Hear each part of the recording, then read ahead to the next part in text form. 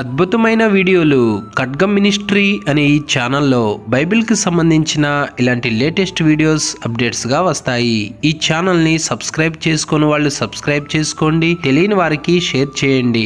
ఇవి Sunday school పిల్లలకును, విశ్వాసులకును, సేవకులకును బైబిల్ని అర్థవంతంగా చదవటానికి, బోధించటానికి కూడా ఎంతగానో సహాయపడతాయి. ఆల్రెడీ ఈ వీడియోలన్నీ ఈ ఛానల్లో రెఫరెన్స్తో సహా వివరంగా ఉన్నాయి. చూడండి, బైబిల్ని అర్థవంతంగా చదవండి. దేవుడంటే భయపడిన 7 వ్యక్తుల గురించి చెప్పుకుంటున్నాము. అందులో 1 నుంచి 4 వరకు ఆదివారం చెప్పుకున్నాం. ఇప్పుడు 5వ వ్యక్తి నుంచి 7వ వ్యక్తి వరకు మనం చెప్పుకుందాం. కొద్ది నిమిషాల పాటు చక్కగా శ్రద్ధగా వినండి. దేవుడు ఆ వాక్యం ద్వారా మనతో ఏం మాట్లాడుతున్నాడో తెలుసుకోనండి. హల్లెలూయా.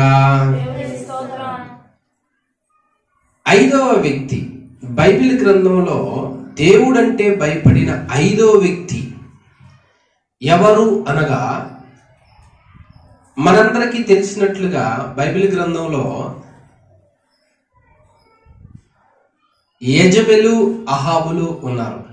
వీరిద్దరు భార్యాభర్తలు. ఈ భార్యాభర్తలు ఇద్దరు కలిసి ఒకరోజు నాబోతు అనే వ్యక్తిని తెలివిగా చంపిస్తారు. యెజ్రెయేల్ అనే ప్రాంతంలో నాబోతు అనే ఒక వ్యక్తి ఉండగా, నీ ద్రాక్ష తోటను నాకు కూర తోటకి ఇమ్మని అడుగుతాడు రాజుగారు, అహాబ్ రాజు గారు. అడిగినప్పుడు అతను ఏం చేస్తున్నాడంటే, అయ్యా నా పిత్రార్జితము, నా పితరుల నుంచి ఇది మేము వారసత్వముగా పండించుకుంటున్నాము, బ్రతుకుతున్నాము గనక దీన్ని నేను ఇవ్వలేను అంటాడు. ఈయన గారు వెంటనే ఈ మాటకి బాధేసి ఇంటికి పోయి మూతి ముడుచుకుంటాడు. రాజుగారే మూతి ముడుచుకుంటే జనాల పరిస్థితి ఏముందమ్మా? మూతి ముడుచుకునే వాళ్ళు కూడా ఉంటారు. మరి అప్పుడప్పుడు వీళ్ళు మూతి ముడుచుకుంటారు. రాజుగారు మూతి ముడుచుకొని ఇంటికి పోయి అన్నం తింటలా. వెంటనే రాణిగారు వచ్చారు. ఆమె పేరు యెజబెలు. వచ్చి, నువ్వు రాజు కదా, రాజ్య పరిపాలన చేయటం లేదా, నువ్వే మూతి ముడుచుకొని కూర్చుంటే ప్రజల పరిస్థితి అంటే లే అని రాజుగారికి కాస్త అంత అన్నం పెట్టి, నీ పొలం నేను ఇప్పిస్తా, నువ్వేం బాధపడద్దు అని ఆ యెజ్రెయేలు ఊరిలో ఉన్న పెద్దలకు అమ్మా ఒక తాకీదు రాపించింది. తాకీదు రాపించి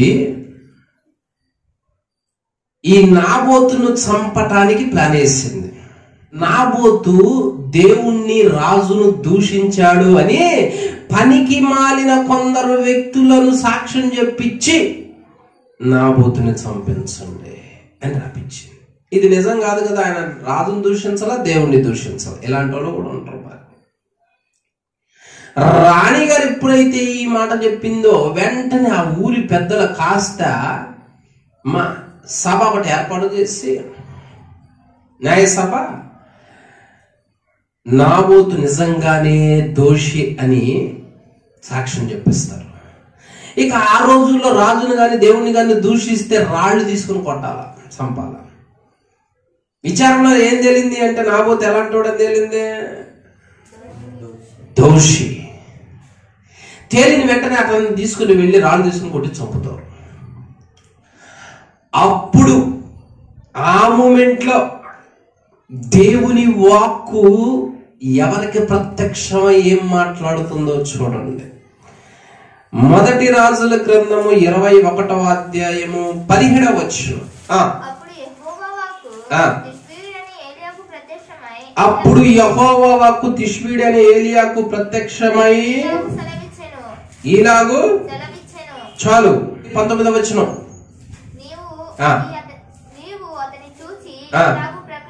నీవు అతన్ని చూసి, అతనంటే అహాబును చూసి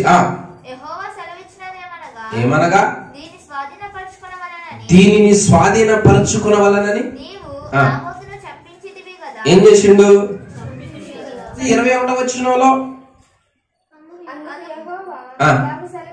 ఏమని చూడేమంటున్నాడు?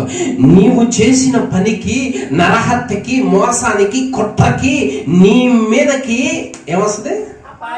అపాయం వస్తుంది. ఎలాంటి అపాయం? అల్పులేమి, కనులేమి, ఎవరినో లేకుండా పురుషులందరినీ చూసావా? కుట్ర ఎవరికి తెలియదులే, అధికారం ఉందని చేశారు.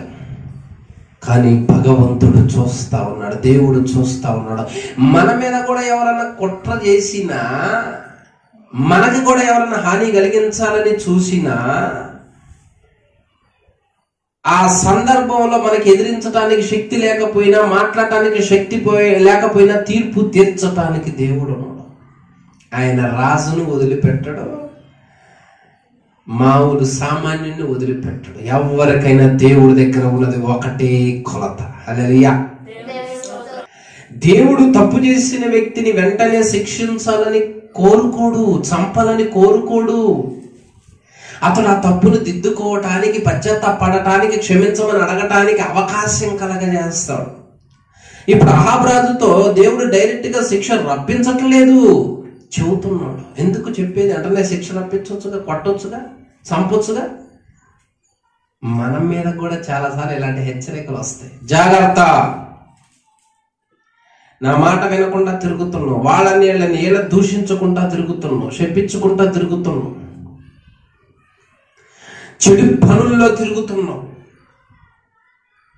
కాబట్టి నువ్వు చేసిన తప్పుకి, పాపానికి నీ మీదకి అపాయం వస్తుంది అని దేవుడు వాక్యం ద్వారా మనల్ని హెచ్చరిస్తున్నప్పుడు, మనతో మాట్లాడుతున్నప్పుడు మన రియాక్షన్ ఎలా ఉండాలి? ఇంతకు అహాబు రియాక్షన్ ఎలా ఉన్నదంట లేఖనంలో చూడండి. అక్కడ 21, 29, 27 చదువు. అహాబు ఆ మాట విని ఏం చేశాడు? అహాబు ఆ మాటలు విన్న వెంటనే లేటు చేయలే, ఆలస్యం చేయలా. అహాబు ఆ మాట వినగానే తన వస్త్రములను చింపుకొని, గోనె పట్ట కట్టుకొని ఏం చేస్తుండో? ఉపవాసం ఉండి గోనె పట్ట కట్టుకొని వ్యాకుల పడుతున్నాడంట, బాధపడుతున్నాడంట. ఇప్పుడు మనం చేయాల్సింది ఎప్పుడైతే ఈ విధంగా అతను ప్రవర్తిస్తున్నాడో దేవుడు చూస్తున్నాడుగా మంచి చెడ్డలనన్నీ. అప్పుడు అంటున్నాడు 29వ వచనం, అహాబు నాకు భయపడి వినయముగా ప్రవర్తించుట చూచితివా? ఆ అపాయము ఆపి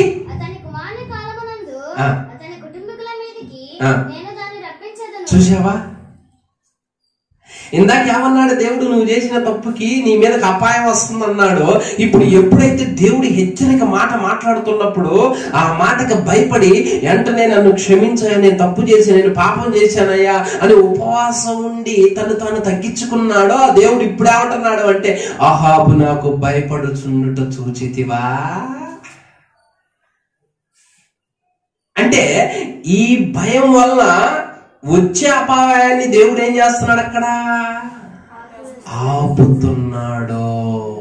మన జీవితంలో, మన కుటుంబాల మీదకి ఎన్నో కష్టాలు, ఎన్నో ఇబ్బందులు, కఠినమైన పరిస్థితులు, శ్రమలు రావటానికి కారణం మన ప్రవర్తనే. అది రాకుండా ఆపుకోవటానికి కారకులు కూడా మనమే.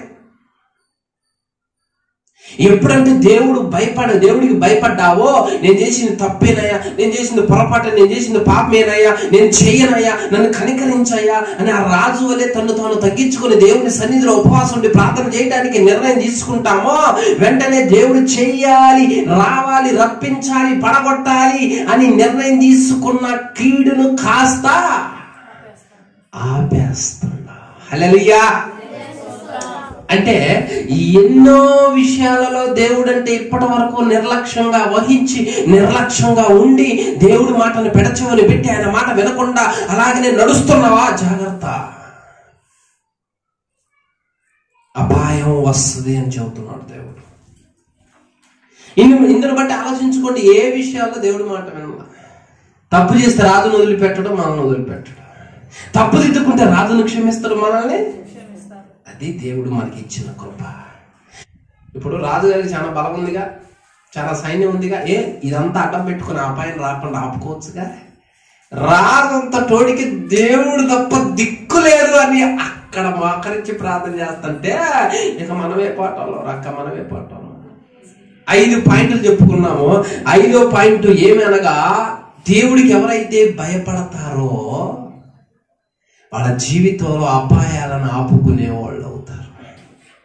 ఇక 6వ పాయింట్కి వద్దాం.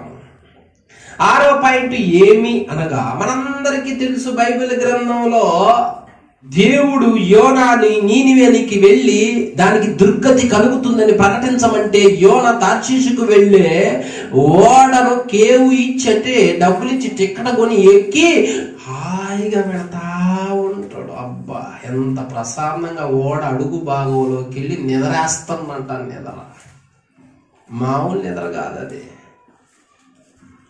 నిద్రేస్తా ఉన్నాడో, ఇక్కడేమో బీభత్సం జరుగుతుంది సముద్రంలో. ఓడ మునిగిపోయే గతి వచ్చింది.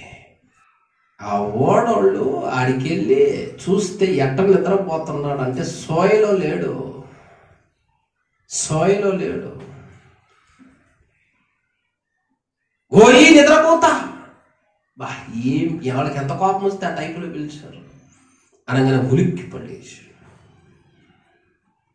చూస్తున్నాం ఏం జరుగుతుందో. నిద్ర ఎట్ట పడుతుంది ఈ స్థితిలో, నీకు ఈ పరిస్థితుల్లో నీకు నిద్ర వస్తుంది. లేచి నీ దేవుని ప్రార్థన చేయి అంటున్నారు వాళ్ళు. ఏం జరిగింది, ఏం జరిగింది, ఇంకేం జరిగింది, అయిపోతావు నువ్వు నేను కాసేపట్లో చూడు. వా, అసలు ఈ నష్టానికి కారకులు ఎవరో, ఈ దుఃఖానికి కారకులు ఎవరో, సీట్లు వేద్దాం, సీట్లు వేయండి అని అందరి పేర్లు రాపించి సీట్లు వేసేసరికి ఎదుగుతుంది ఏనా పేరు వచ్చి. ఇక వాళ్ళకి అర్థమైంది ఏందనక, టోటల్గా ఇతడు యెహోవా చెప్పిన మాట వినకుండా పారిపోతున్నాడు అని తెలిసింది చివరికి. అమ్మో, పొయ్యి మా ఊళ్ళోనే పడ్డవారా నువ్వు, ఈ ఓడే దొరికిందిరా నీకు, చాలా ఊళ్ళో ఉన్నాయి, ఇక మా ఓడే దొరికింది నీకు, ఆ ఓడ ఎక్కొచ్చుగా. ఇప్పుడు మమ్మల్ని ఏం చేయమంట చెప్పు, ఆహార వస్తువులు కూడా పోయినాయి నీ దెబ్బకి, ఏం చేయమంటావు? చేసేది ఏం లేదులే కానీ నన్ను ఎత్తి సముద్రంలో వేయండి. దేవుడి సేవకుడు అంటే వాళ్ళకి భయం పడుతుంది. అక్కడ వాళ్ళు ఏం చేస్తారంటే చిన్న ప్రార్థన చేసి, అయ్యా ఇతన్ని చంపాము అన్న ఆ ప్రాణహత్య మా మీదకి మాత్రం రాని మాకయ్యా, అతని నన్ను సముద్రంలో వేస్తేనే మీరు బతుకుతారు అంటుండవు అని భయంతో యోనాని ఆ సముద్రంలో వేశారు. ఎప్పుడైతే యోనా సముద్రంలో పడిపోయాడో ప్రశాంతమైన వాతావరణం నెలకొంది. హల్లెలూయా. అప్పుడు ఇది చూసిన వాళ్ళకి ఏమనిపించింది? యోనా గ్రంథం 1:16. ఇవి చూడగా ఇది చూడగా మనుషులు యెహోవాకి మిగుల భయపడి, చాలు ఏం చేశారు వాళ్ళు? దేవుడు అంటే ఏమొచ్చింది ఇప్పుడు? భయం. భయం వచ్చింది ఇప్పుడు వాళ్ళకి. వీళ్ళు భయపడటం వలన ఇలా ప్రాణాలు దక్కాయి. అర్థమైందా? ఎప్పుడు ఇలా జీవితాలలో ఈ కార్యం జరుగుతుంది? ఇప్పుడు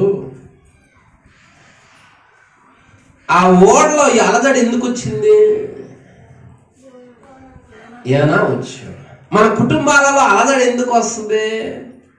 చిక్కులు ఎందుకు వస్తాయి? దరిద్రం ఎందుకు వస్తుంది? కొట్లాట్లు ఎందుకు వస్తాయి? సమస్యలు ఎందుకు వచ్చి పడతాయి? అల్లర్లు ఎందుకు జరుగుతాయి? గొడవలు ఎందుకు జరుగుతాయి అంటే ఏదో ఒకటి మనం తెచ్చి పెట్టుకున్నందుకు. వాళ్ళకి తినడానికి తిండి ఉంది, డబ్బులు ఉన్నాయి, అన్ని బాగానే ఉన్నాయి, కానీ మనశ్శాంతి లేదు, ప్రాణభయం పట్టుకుంది. ఎన్నో ఇళ్లలో ఇప్పుడు అదే జరుగుతుంది.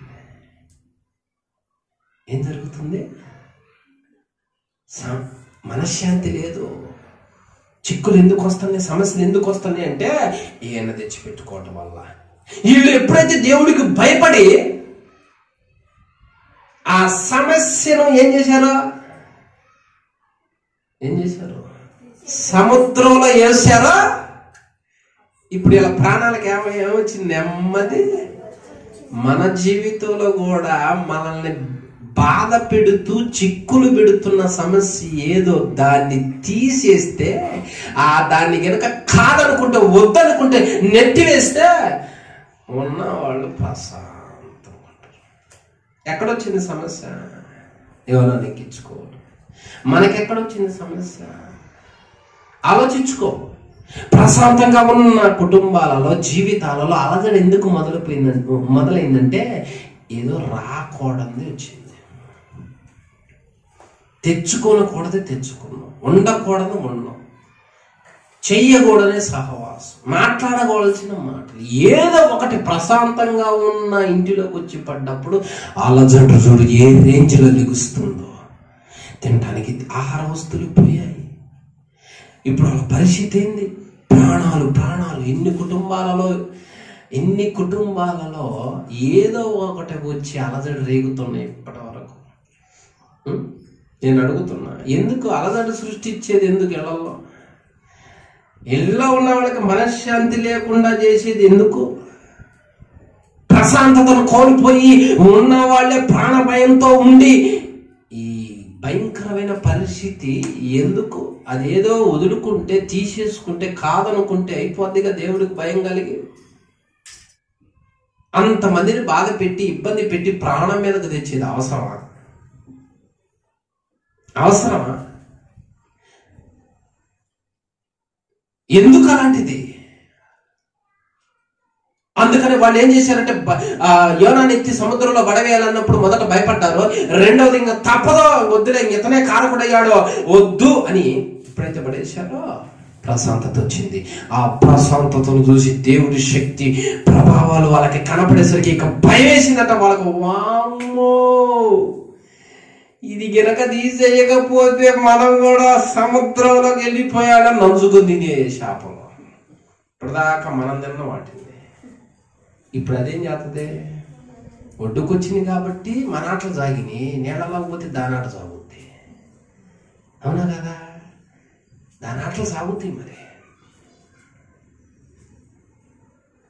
అమ్మో, దేవుడు భయం వచ్చింది వాళ్ళకి. అరే, ఇక నుంచి ఇలాంటిది ఎప్పుడు మన దగ్గరకు వచ్చినా వద్దురో, పడేద్దామరా. చూసావా దేవుడి భయం కలిగి ఉంటే మనలో ఉన్న చెడును తీసేసుకుంటాము. అది 6వ పాయింట్. స్పష్టంగా చెప్పాలంటే, క్లారిటీగా చెప్పాలంటే, అర్థవంతంగా చెప్పాలంటే, దేవుడి భయం కలిగి ఉంటే మనలో ఉన్న చెడుని, నలుగురిని ఇబ్బంది పెట్టేది ఉంచుకోమా, వద్దు, మేము క్షేమంగా ఉండటం కావాలి, రక్షించబడటం కావాలి, ఆరోగ్యంగా ఉండటం కావాలి, పరువు ప్రతిష్టలతో ఉండటం కావాలి అనేది కోరుకుంటాం.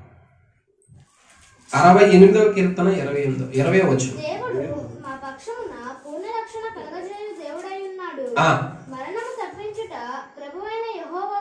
ఎన్నారు? అక్కలో మరణం తప్పించే దేవుడు. సముద్రంలో ఉన్న వాళ్ళ మీదకి ఏమొచ్చింది? మరణం వస్తుంది. ఇప్పుడు అది తప్పించాలంటే, ఇప్పుడు అది పోవాలంటే, తొలగిపోవాలి, నిమ్మలంగా ఉండాలి, హ్యాపీగా ఉండాలి అంటే దేవుని భయం కలిగి వ్యర్థమైన తీసేసుకోవటం మీద ఆధారపడ్డదే. ఇంకా బ్రతికిస్తున్నాడు అంటే ఇప్పుడైనా భయపడి తీసేసుకోయా, ఇప్పుడైనా వద్దనుకోయా, నీ ప్రాణం తక్కువే. మరణం తప్పించుట దేవుడి వల్ల తప్ప ఇంకెవడి వల్ల కాదు. అహాబు మీదకి వచ్చే ప్రమాదం, కీడు ఆపటం దేవుడి వల్ల తప్ప ఇంకెవడి వల్ల.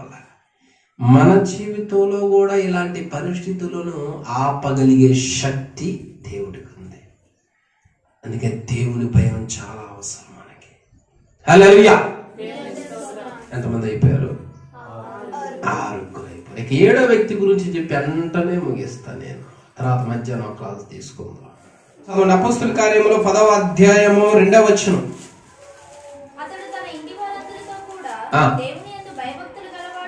ఎలా ఉన్నాడా? చూసావా? మా కొర్నేలు ఎలాంటాడు? భయం కలిగిన శతాధిపతి. దశాధిపతి అంటేనే 10 మందికి అధిపతి. పంచదశాధిపతి అంటేనే 50 మందికి అధిపతి. అమ్మా శతాధిపతి అంటే 100 మందికి అధిపతి. సహస్రాధిపతి అంటే 1000 మందికి అధిపతి. ఇలా ఉన్నాయమ్మా అని చెప్పా. ఇప్పుడు 1000 మందికి అధిపతి అయిన కొర్నేలి ఈ దేవుని యందు భయభక్తులు కలిగి వాడైంది. ఎల్లప్పుడూ ధర్మ కార్యాలు చేస్తూ ప్రార్థన చేస్తా ఉండేవాడు. ఇలాంటి వ్యక్తి మధ్యాహ్న అనగా 3 గంటల సమయంలో ప్రార్థన చేస్తుండగా ఎవరు వచ్చారు?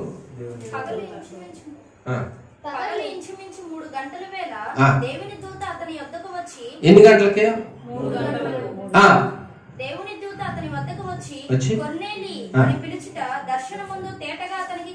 దర్శనం ముందు అతను కనపడదంటే ఇతను ఏం చేస్తున్నాడు? పగలు 3 గంటలకి మనం ఊహించుకోండి. ఏం చెప్పు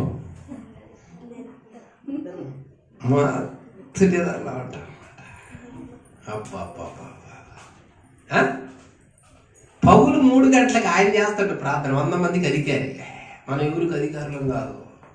ఇంకా ప్రార్థన ఏ సమస్య వచ్చింది పాపం. ఆ సమయంలో మొత్తం నిద్రపోవాల్సినోడు ప్రార్థన చేస్తాడు. మిమ్మల్ని కూడా 3 గంటలకి ఎండలు ఎడగా తీసుకొని చెయ్యి అని అన్నది ఎందుకు? ఎవరో కొంత దేవుడు మాట్లాడుతున్నాడు. దేవుని భయం కలిగిన వ్యక్తి పగులు 3 గంటలకి ప్రార్థన చేస్తున్నాడంట. ఒక రోజు సడన్ గా దేవదూత కొర్నేలే దర్శనంలో చూస్తాడు. వెంటనే ఉలిక్కి పడతాడు. ఎన్నడూ లేదే, ఎన్నడూ ఇది నేను చూడలేదు, వినలేదే, ఏంది ఈరోజు ఏంది? మనమైతే లేచి సురికేవాళ్ళమే అంతేగా మరి. మనమైతే లేచి సురికేవాళ్ళమే. ఆడ మాట్లాడింది దేవుడు, దెయ్యం కాదు. ఆయన ఉలిక్కి పడి సడన్గా వచ్చింది ఒకరోజు.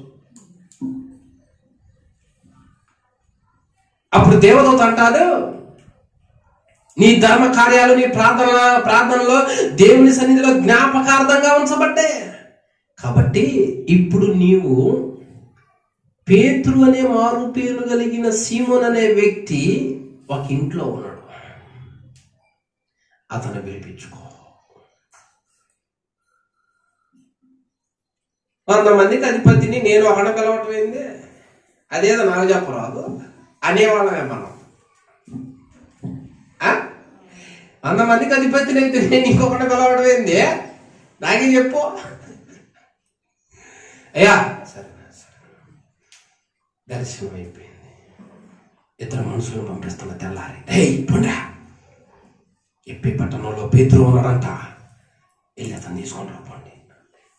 వీళ్ళు వస్తున్న సందర్భంలో అక్కడ పేతురుకు దర్శనం కలుగుతుంది.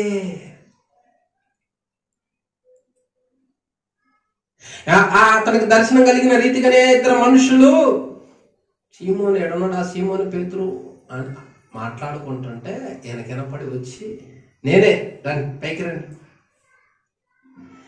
ఇంటికి వెళ్ళి ఆతిథ్యం ఇచ్చి తర్వాత బయలుదేరతారు. అతను బయలుదేరి వస్తూ ఉండగా కొర్నేలి కవిక్కి లేచి దైవజనుడు కదా సాగిలు పడుతున్న పాదాల మీద. భక్తిపరుడు ప్రవర్తన ఎప్పుడు వేరుగానే ఉంటుంది. అతను హెచ్చించుకోడు, తగ్గించుకుంటాడు. వాస్తవానికి 100 మందికి అధికారం అంటే ఏ రేంజ్ ఉండాలా? ఏ రేంజ్ ఉంటుంది? ఈయన పోయి ఆయన పాదాల మీద పడాలా, కానీ ఈయన పోయి ఆయన పాదాల మీద పడతాడు. అంటే నేను అధికారిని, నేను ఉన్నవాడిని, నేను పట్టవేంది అన్న రేంజ్ తీసుకున్నవాడు భయభక్తులు కలిగినవాడు కాదు. నీవు లేచి నిలవడు, నేను కూడా నీలాంటి మనుషుని పాదాల మీద పడొద్దా అన్నాడు ఆయన. ఆ తగ్గింపు ఆయనకుంది, ఈ తగ్గింపు ఈయనకుంది. ఇద్దరు తగ్గింపు ఉంది, మనకే లేదు. తగ్గించుకోవటం, ప్రేమగా పలకరించుకోవటం, భయభక్తులతో ఉండటం దేవుని పిల్లల లక్ష్యం. ఇంట్లోకి వెళ్ళి దేవుని వాక్కులు ప్రకటిస్తూ ఉన్నాడంట. ఇంట్లో వెళ్ళి దేవుని స్వార్థను చెబుతా ఉన్నాడంట. వచ్చిన పని ఏంటో ఆ వాక్యాలు విప్పి చెబుతూ ఉంటే, లేఖనాలు చెబుతూ ఉంటే ఎప్పుడైతే ఆసక్తిగా వింటున్నారో ఇప్పుడు జరిగింది అక్కడ ఒక మిరాకిల్ జరిగింది అక్కడ. చూడండి, అపోస్తుల కార్యం 10వ అధ్యాయము 47 నుంచి లేకపోతే 45 చదువు. పేతురుతో కూడా వచ్చిన విశ్వాసులందరూ పరిశుద్ధాత్మ వరము అన్యజనుల మీద సైతము మరింపబడుట చూచి భ్రాంతి నొందిరి. చూసావా, ఎప్పుడైతే దైవజనుడు ఆ ఇంట్లోకి వచ్చి వాక్యాన్ని ప్రకటిస్తుంటే విన్న వాళ్ళందరి మీదకి పరిశుద్ధాత్ముడు అట్లా దిగొచ్చాడంట. అట్లా భాషలో మాట్లాడుతున్నా ఎన్నడూ లేదు వాళ్ళ జీవితంలో, వాళ్ళ లైఫ్లో. ఆ శక్తిని రుచి చూడాల, ఆ భాషలో మాట్లాడాల. అవి రావు, దేవుని శక్తి వాళ్ళ మీలోనికి వచ్చి ఉత్తరింపసక్యం. కానీ మూలుగులతో భాషలో మాట్లాడుతుంటే భ్రాంతి నుండి నిన్నట పేతురు, ఓమ్మో ఏంది ఇది అని. దేవుని భయం దేవుని శక్తిని, పరిశుద్ధాత్మను, వరాలను పొందుకునేటట్టు చేస్తుంది. నువ్వు దేవునికి భయపడ్డావు అనుకో, వరాలు పొందుకుంటావు, ప్రత్యేకమైన కృపల అభిషేకాన్ని పొందుకుంటావు. పరిశుద్ధాత్మ ఒక వరం, భాషల వరం, 2 వరాలు అప్పుడే పొందుకున్నారు వాళ్ళు. చాలా మంది జీవితాలలో ఇప్పటికీ వరాలు లేని వాళ్ళు ఉన్నారు.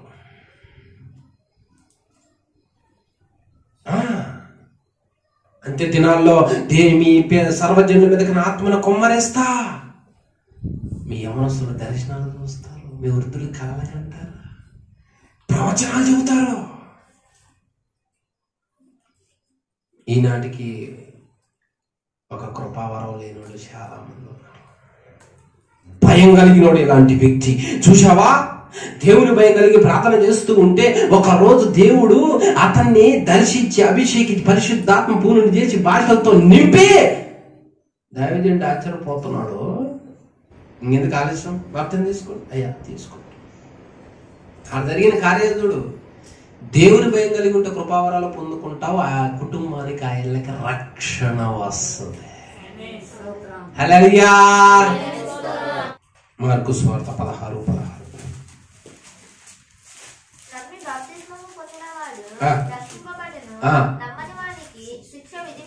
చూసావా, చాలు నమ్ము. కొర్నేలి చూడు, దైవజనుడి ఇంటికి పిలిపించుకోగానే ఎమ్మటిని పిలిపించుకుంటాం. మమ్మీ మనం కూడా ఎవరికి భయపడాలో, ఎవరికి ప్రార్థన చేయాలో తెలుసుకుంటే కాస్తంత జ్ఞానం వస్తుంది. కృపావరాలు పొందుకుంటూ నిలబడతాం, మాట్లాడతాం. అతడు నిలబడ్డంత కాలము గద్దల కన్నా వేగం, సింహం కన్నా బలం.